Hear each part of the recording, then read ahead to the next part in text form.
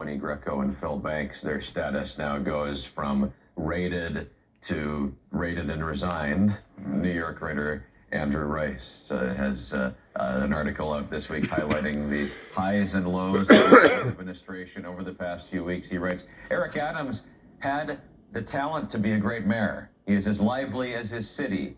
He loves its nightlife, even if it brings him into contact with some unsavory characters. Being a cop brought him in contact with unsavory characters. With us this morning. Thanks for coming, including yours truly. I think very notable off the top is that this is a fast-moving story.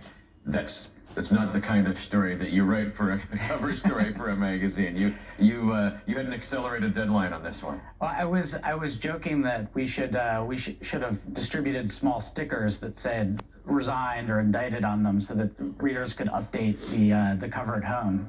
Like a board game a little bit. Yeah, or some people joke that it looked like an indictment advent calendar. Well, when y'all going to get to family court? Pat yesterday during his interview saying that Governor Hochul is not mounting this pressure campaign to sort of have him clean house around him. What did your reporting show on that? I think that my reporting showed that I think Governor Hochul is going to take this very cautiously.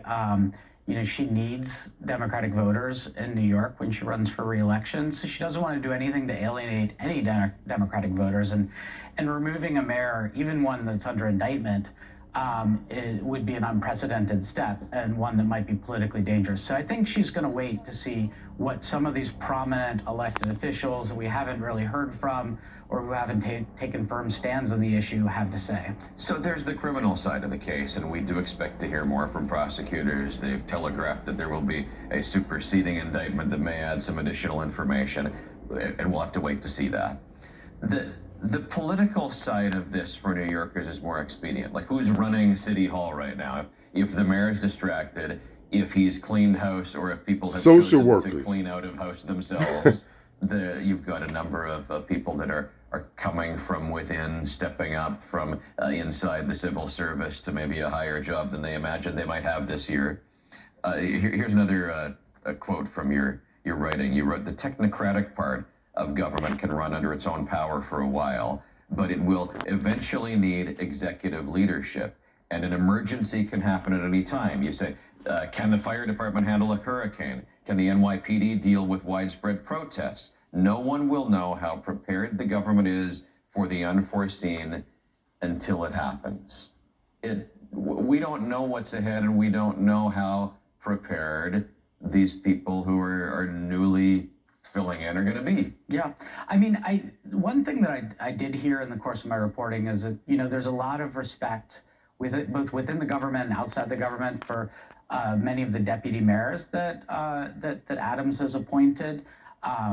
For instance, Maria Torres Springer comes up a lot as somebody that there's a lot of I think people think that she's doing a good job, and there's even reports that she may be in line for a promotion to first deputy mayor if Sheena Wright departs, as has been reported. Look, it's not to question the qualifications of the people who are being promoted, the people who are being shuffled around. But it's not the job they were hired for. Well, and they may not be super familiar with the criminal activities ain't part of their mandate. Like we're having them shoved into these positions because of this other set of circumstances. They're not explicitly being selected through a deliberative process. Yeah. Well, and I also think that it's important to say that a lot of the kind of rank and file officials in city government, my reporting suggests, are really demoralized by this because, they go to work every day.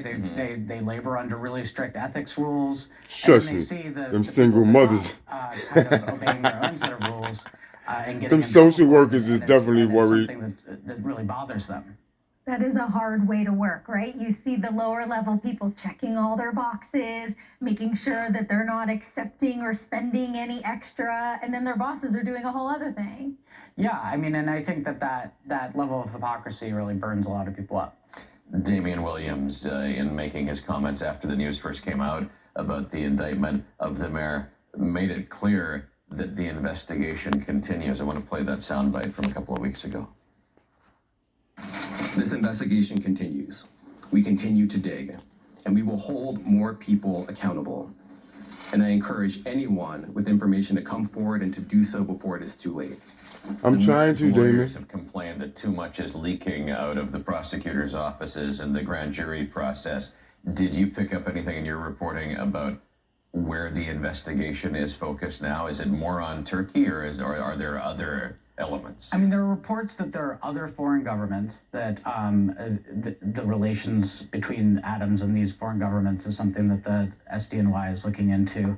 But then there's a whole set of other apparent corruption investigations that seem to have nothing to do with the foreign governments. For instance, the ones involving the Banks brothers and so on. That we don't really know where those are going, and we Our don't really know what local they're about.